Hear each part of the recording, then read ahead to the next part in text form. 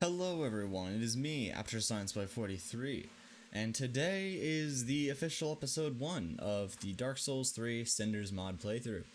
Now, as you guys may have seen if you watched the last episode, episode 0, basically what ended up happening at the end of that video was that I created a Google document, where people could vote for what class they wanted me to play as.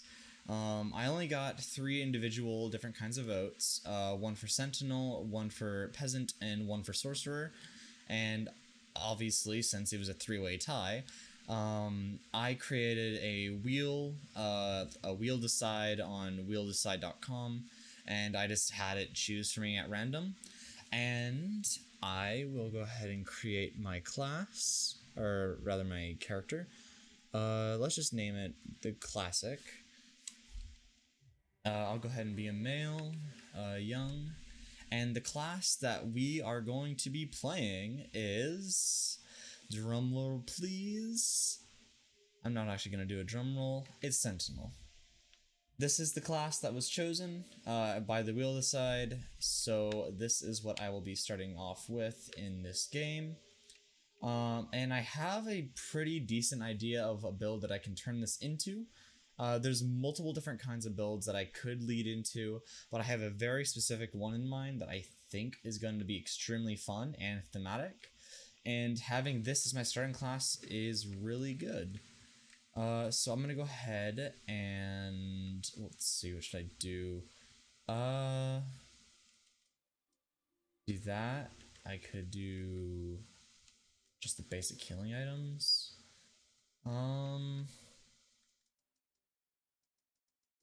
I'll go ahead and just do this, I guess. Maybe? Is there anything I need a key for?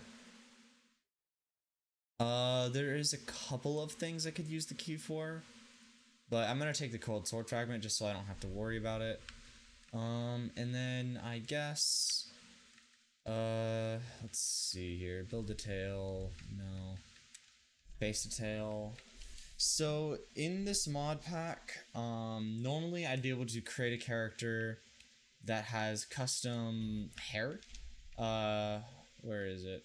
It's down. See, all the hairstyles on the very bottom down there, they all look the same.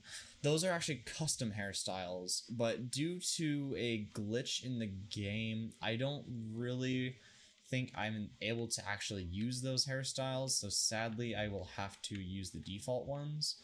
I'm not sure if the glitch has to do with something that went wrong in my computer or what, but I'm not able to do it, so I won't try to.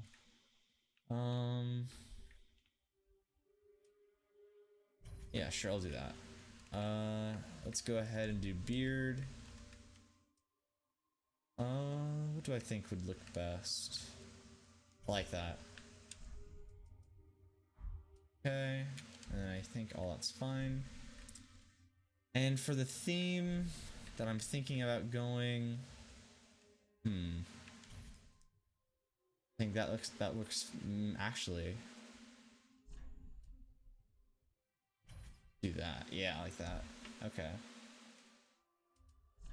And then, where is it? No, that's not it. Well, maybe it doesn't exist. Okay, never mind then. I guess I'll go ahead and just use this, tweak it, and expand it.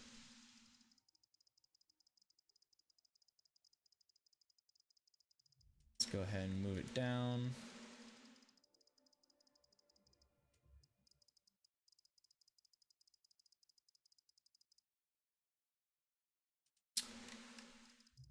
This.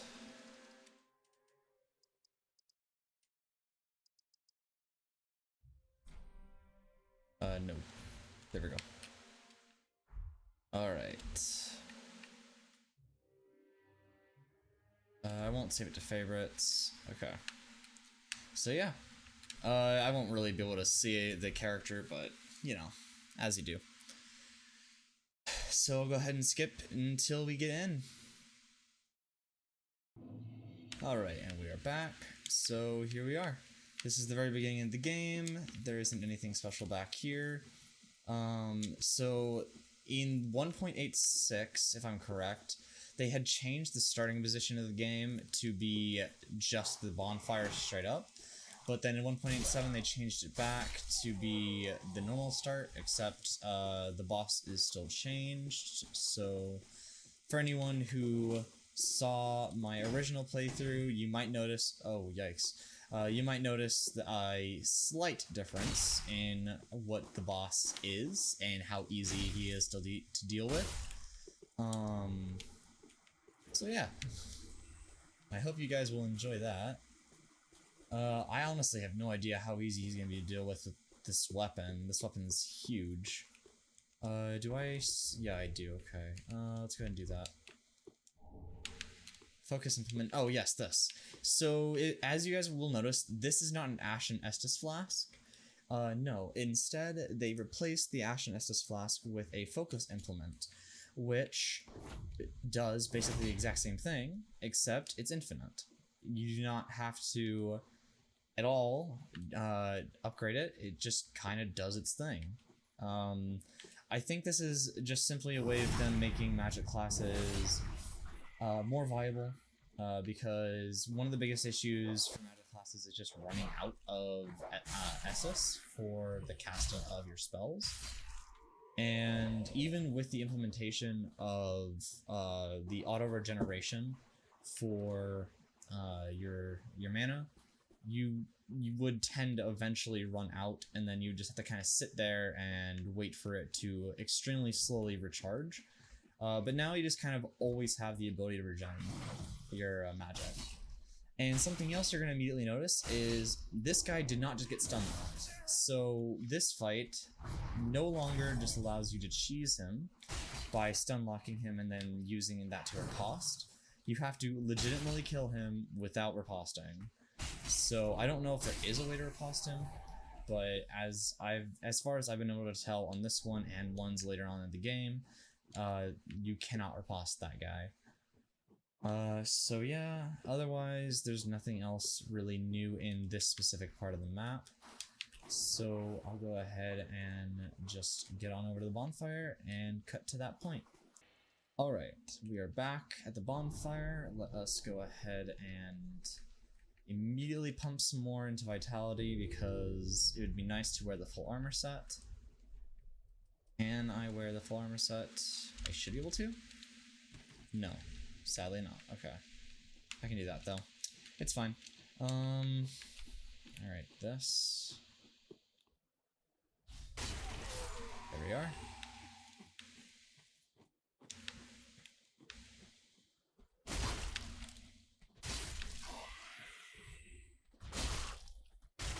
Go ahead and deal with all these guys.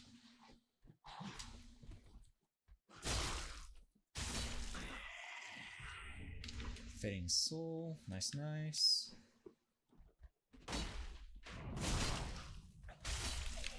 I am actually really excited for later on in the game, and all of you Dark Souls 1 lovers are going to know why. If you can't already tell, I have a Zvai 100 in my hand, so if that's enough of a hint for you, yeah, that's gonna be pretty awesome later on. That's not my theme, by the way, for anyone who knows what I'm talking about. It's not my theme. It's just going to be a funny little meme. I won't bring it up. I'm not going to mention it, exactly what I'm talking about until it comes to that point. So for anyone who's not in the loop, apologies for that, but the joke is more relevant when you actually see what I'm talking about. As for this, that's easy. I believe this is just another soul. Or ember, never mind. So for some reason you need to have more health for this boss fight. What does this even do? Oh, well that's not helpful. He's not a demon. Oh well. Okay, I do pretty bad damage. So yes, as you guys can already tell, Gundyr looks different, right? He's even named something different. He's not just Gundyr, he's Corrupt Gundyr. And what that basically means is he is in stage 2 from the very beginning, and that means that I believe I can still parry him, but I have no skill in doing so, so I'm not even going to try it. And as you can see around us, there are little dark pillars that afflict curse, and when he attacks, he also afflicts curse that way. And I believe this is because he hits you with dark damage, which in Cinders mod applies curse. So yes.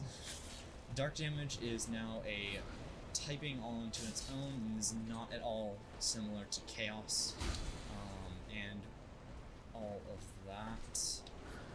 Okay.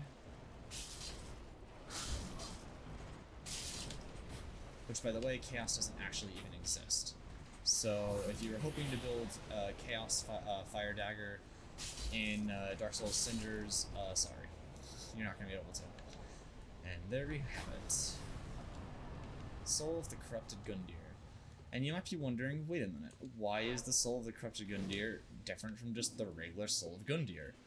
Well, I'll show you. Go ahead and get that. So let's go ahead and exit this place. And I will go ahead and get the couple of items that are in the way to the Firelink Shrine.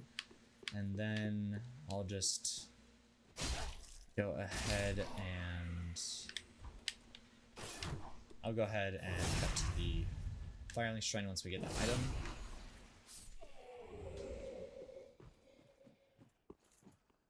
There we are.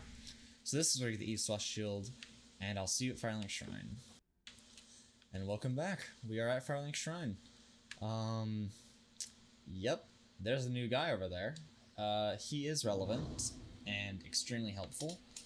I won't explain what he does just yet because I don't plan on using him just yet, but he is extremely helpful, so that's all you need to know for now. So, the reason why the Gundyr soul is different is because of Cinders, and yes, I can transpose. So what Gundyr's corrupted soul gives is these rings.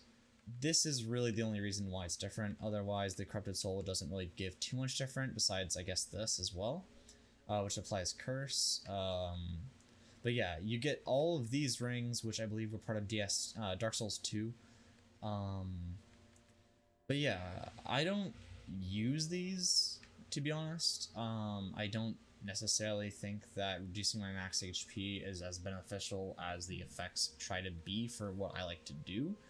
So yeah, I don't intend to use these, but I might find a use for it in the build. I don't know. Let's go ahead and just crush the soul. I guess I could have just sold it. It doesn't really matter.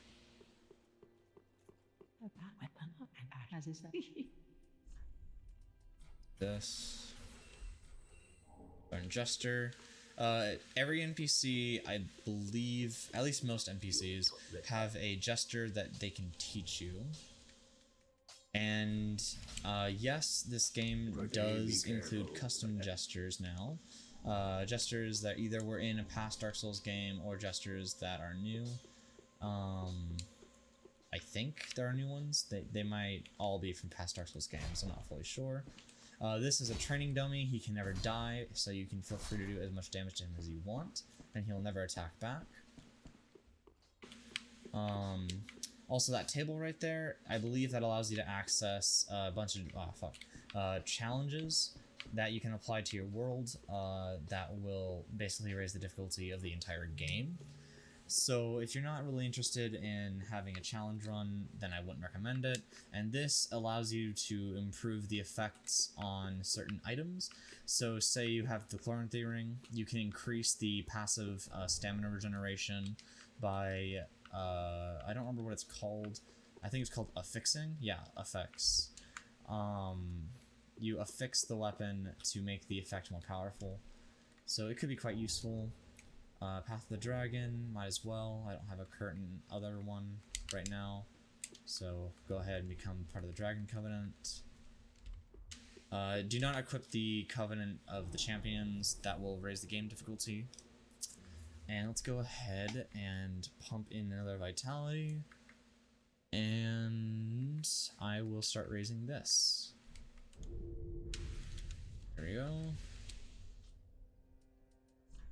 Should be able to do that now. And let us move on. So we have the High Wall of Lothric, but what I'm going to do first off is I'm immediately going to go to the foot of the High Wall, because there's a certain pyromancer that I want to become acquainted with.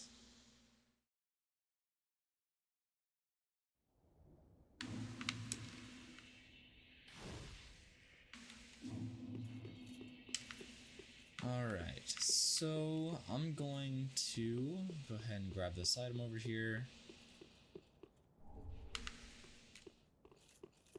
And, oh, I guess I should mention. So what I'm going to be doing for this first episode is I'm going to be creating two completely different versions of this episode. Basically, I'm going to be creating a version that's going to be more cut down. It's going to have way more cuts to it, just to make the interesting parts appear. And then I'm going to have one that's only going to have cuts that I outwardly mention. So, yeah, I'll attempt to make everything as entertaining as possible for the hypercut one, but it's mainly as a test to see what kind of a formula works best for my videos and what you guys seem to enjoy more. And what you just saw there when I blocked the dog's bite was a new, like, thing that's been happening recently. I'm not specifically sure what it's called or anything, but I believe it's basically just like a perfect block. It drastically reduces damage, and all that sort of stuff, and I believe you cannot get any sort of effects applied to you when that happens. And it's not only you that can do it, it's also the AI invaders, I believe. I don't believe bosses or any of the random enemies, I don't believe they can have a perfect block, but I know for a fact that invaders can. Oh, I guess I'll do that. So let's go ahead and get this. Great Axe. That's a really good weapon for strength builds.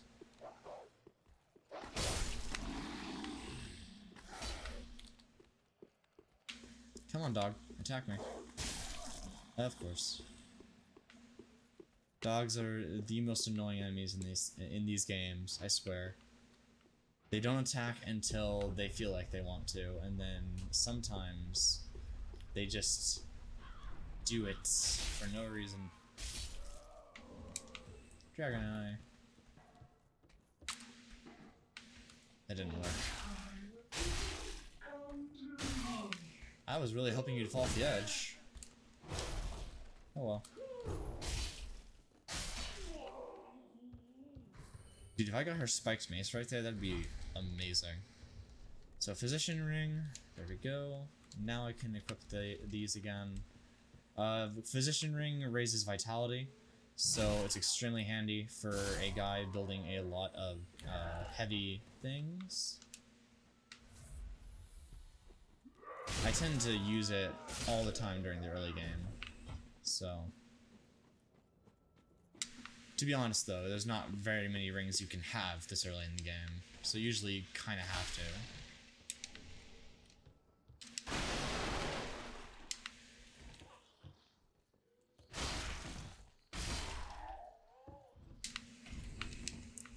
What is my scaling on this? C and D, okay, so strength.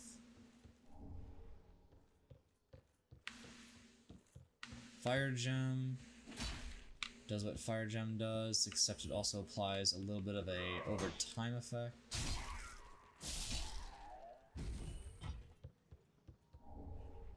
That's no longer just a weapon repair powder.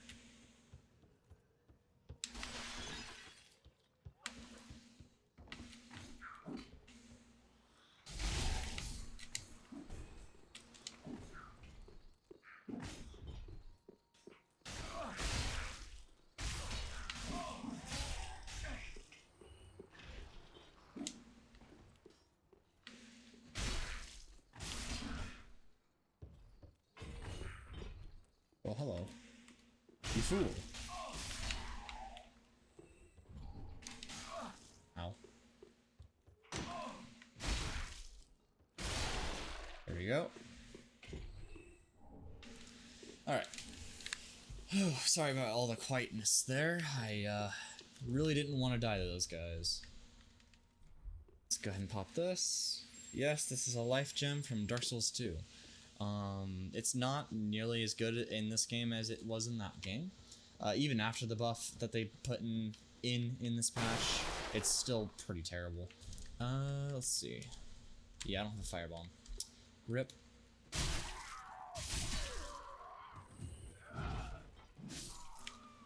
There we are. Normally I have at least one firebomb, but guess I'll have to take this on like a man. There we are. Go ahead and grab this snail shell. Weapon, it gets FP, so if you're building a like extremely heavy FP using build, this is the thing for you because it just gives you FP for killing things, which is quite good. Go ahead and do that. Roll forward. Oh, I don't think you can parry that actually. Whoops.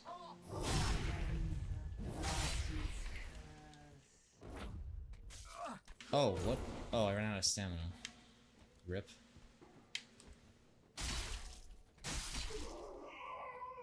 You fool. You can't ignore me.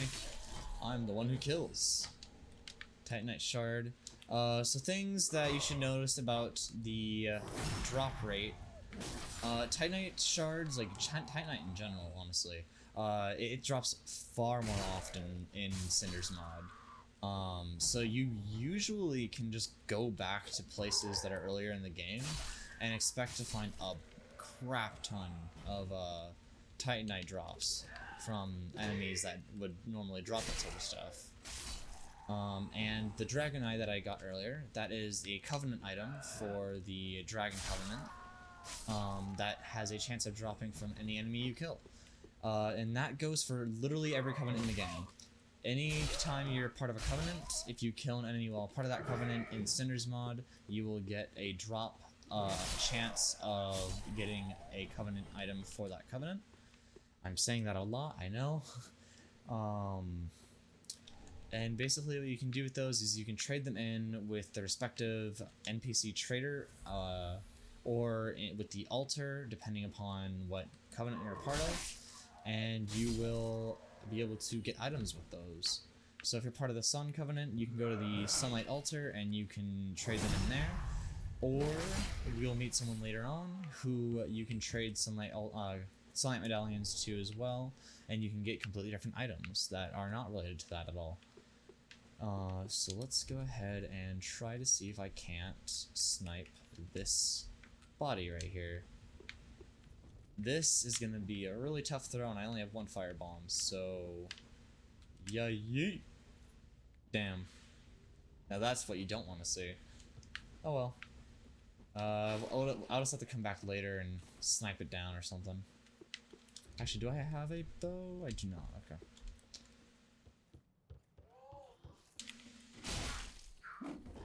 Hello there. Yeah, I guess Stunlock doesn't really work for you, huh? Thrall Axe. I've used that weapon before. It is actually a decently good axe. Let's go ahead and just ignore the other Thrall. I don't really need to go down there right now. So, what was that? Oh, there he is.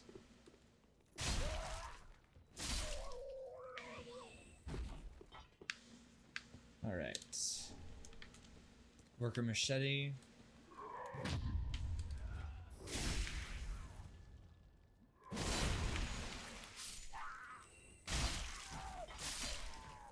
There you have it.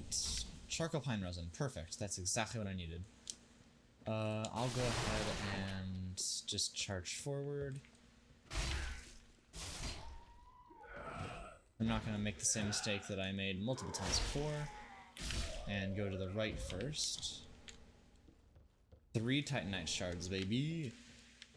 That is what you like to see.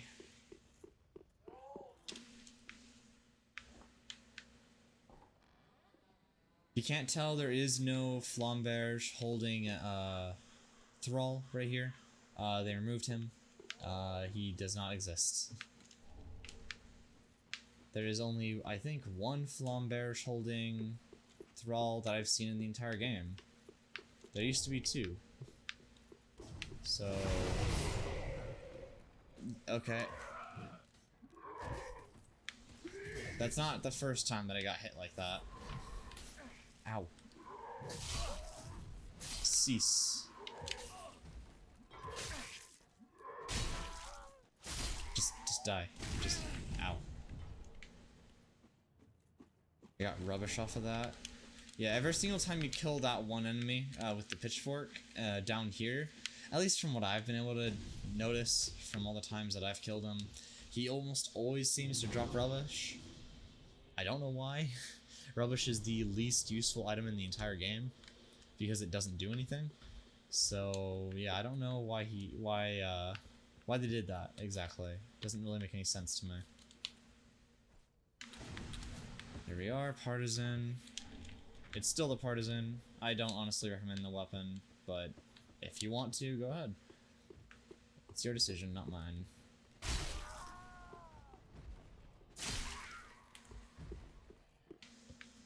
Hello there.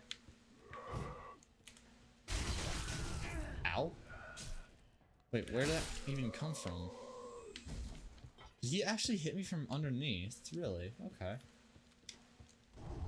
I didn't know that was possible. Well, There we go. Now I can learn Pyromancy from him. And I can reinforce Pyromancy Flames.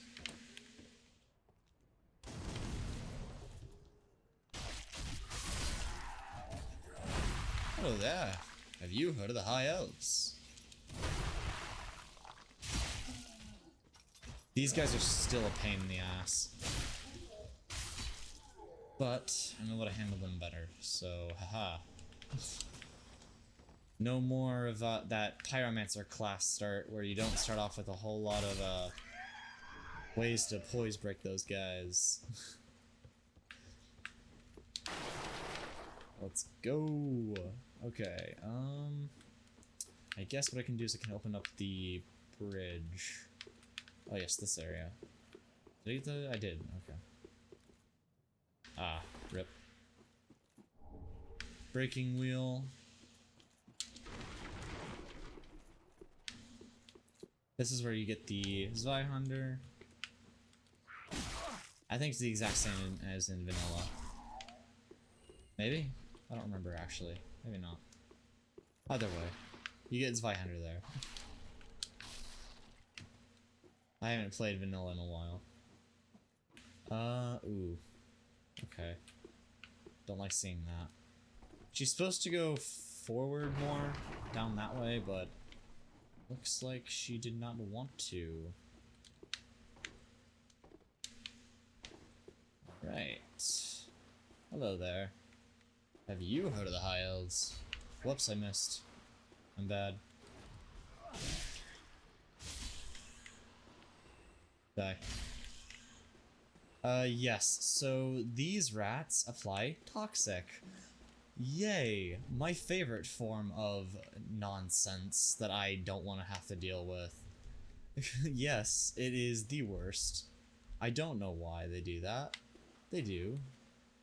Oh, wait, I can't use open art that way. Hold on.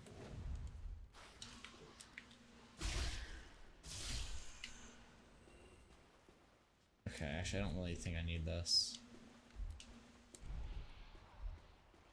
Just go ahead and ignore me.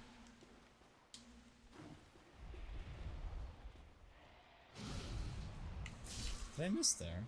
I guess I did. Ah, nonsense. Rats will always be rats, and I hate them for that. I still don't understand. Why do you drop the blood bite ring when you apply toxic? It makes no sense. Like, you won't even see bleed as something that an enemy afflicts upon you until the Karthus tomb, or whatever it's called. It doesn't make any sense as to why he drops that ring. But yeah, that's fun. So here we are. Good old, whatever this bonfire is called. Dilapidated Bridge, I believe. Do I need to... I don't think I need to rest, no. I could, but I'm not going to do that either. Okay, I'll go ahead and cut to when I get back at the top here. Alright, and we are back. It looks like she either fell down or moved forward finally. Four-pronged plow.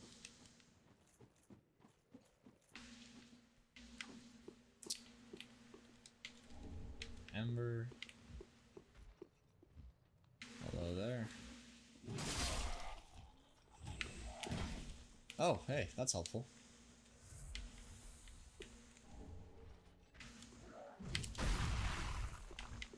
Okay, come on.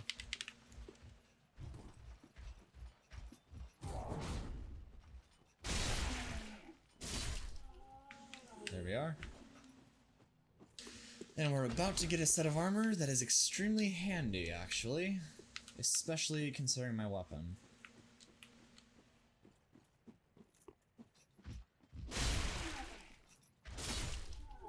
Cease. Ooh, nice. That's really good.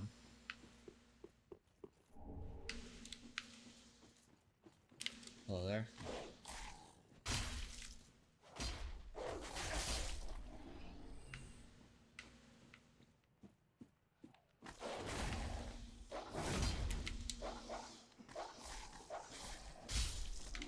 Got it. Salvador's hat increases item discovery and chest. Footman's hood, overcoat, bracelets, and trousers. Now what this does is it increases your strength stat. And why is that good? Well, quite simply, we have a weapon that scales with a C in strength. So we do more damage now with this weapon, and all I had to do was switch out my armor. Yeah, pretty good, right? This also helps out the shield a bit, I believe, since it scales with that as well. And if I wanted to go bare-fisted, this is a really good armor set for that as well.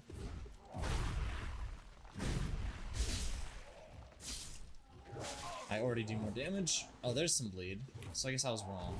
But it's not bleed in any manner that actually matters. 669, a LeMayo. I'm gonna go ahead and ignore the drop down over there for now. If any of you remember that from the other series. And we're gonna see our favorite onion boy here.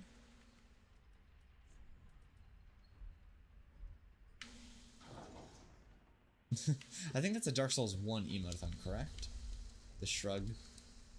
Where is it? Here it is. Shrug.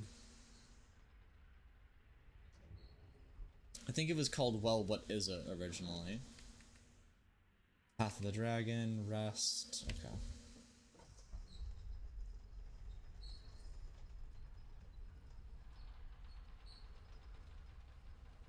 And here we are.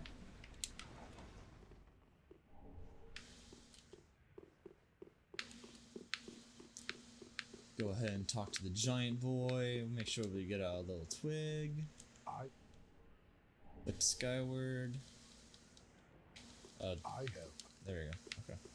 And then also here we get server. Yep, that server. The one from Dark Souls 1. Where is it? There it is. This one absorbs 10 HP on hit. That's actually crazy. I did not remember that. Yeah. Huh. I might actually use that, to be honest. Maybe? Maybe? I mean, if it absorbs HP on hit, that's pretty good. I guess we can go ahead and figure that out. The DD versus a CD, so it does scale less, it does less damage basically. But that HP on hit and the spin slash that it has is really useful. It's also a curved sword, so that means the attack type is different. What was the stats that it required? 1620. Yikes. Okay.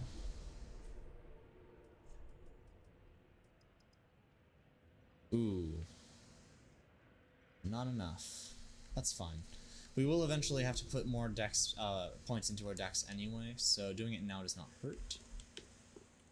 The reason we need to do that is because, if I'm correct, if I remember correctly, pyromancy and other spells require you to invest into dex in order to get faster cast times. I believe Attunement also does it.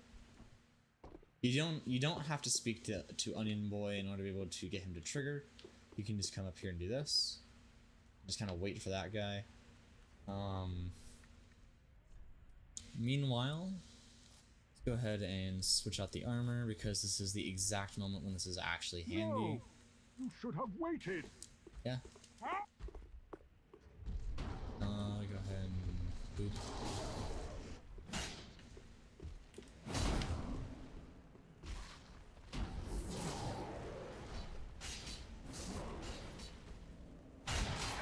Ow.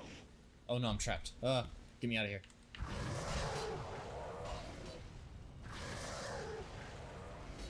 If I'm correct, they replaced this guy with the one from the catacombs. Because this one used to be weak. Wait, how much damage did he just do? Jeez. He did a lot. Okay. I see you, Sigurd.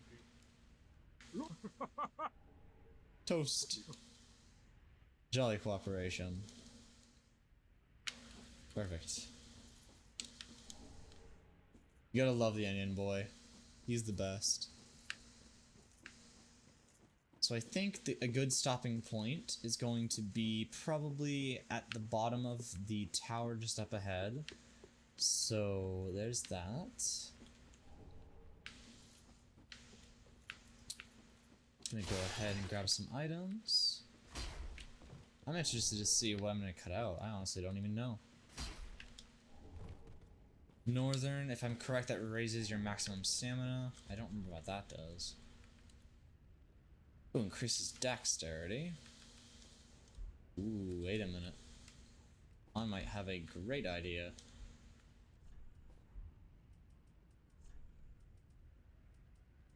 Oh, nope, not quite. Rip. That's what we call a big sucker. I don't know why I said it like that, but I did.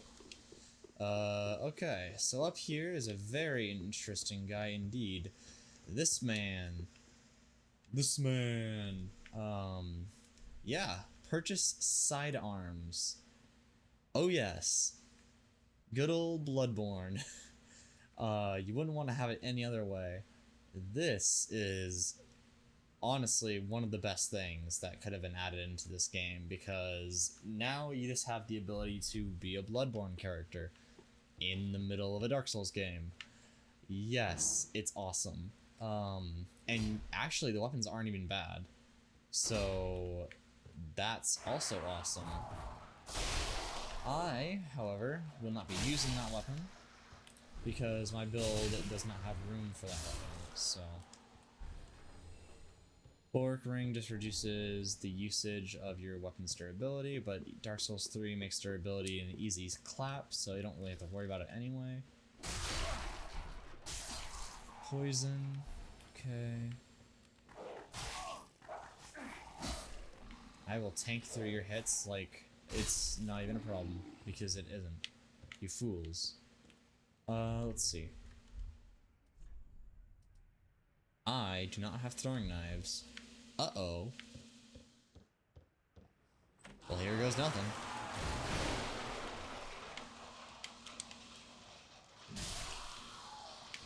These guys are weak to jabs, so thrust damage is really effective. I believe, things like maces are also effective against them.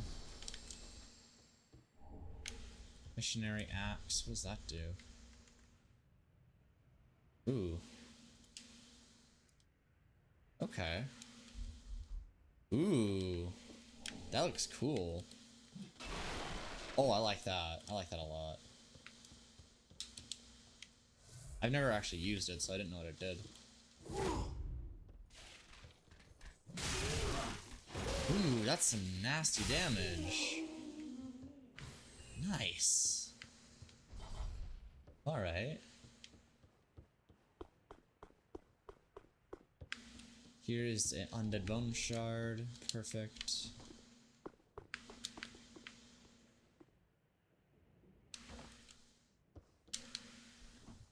I believe this is going to be a silver coin. Rusted gold coin, never mind.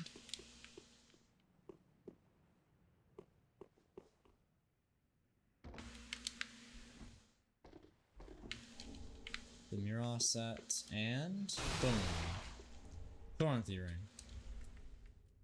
I can equip that immediately. I can also go ahead and equip. I don't need to equip anything else. So yeah, for right now, this is, my god, this hat. This is good enough for now. This is episode 1. I'm kind of excited to see how both episode 1A and 1B turn out. So yeah, go ahead and leave a like on whatever video you ended up watching, and if you like whatever formula you're watching right now, go ahead and leave a comment saying that I like this formula. But if you do that, I do recommend you also go watch the other one, just in case you are unsure of whether or not you truly like that over the other version of the video that you're not currently watching. So yeah, I guess I will see you guys next time. See you later.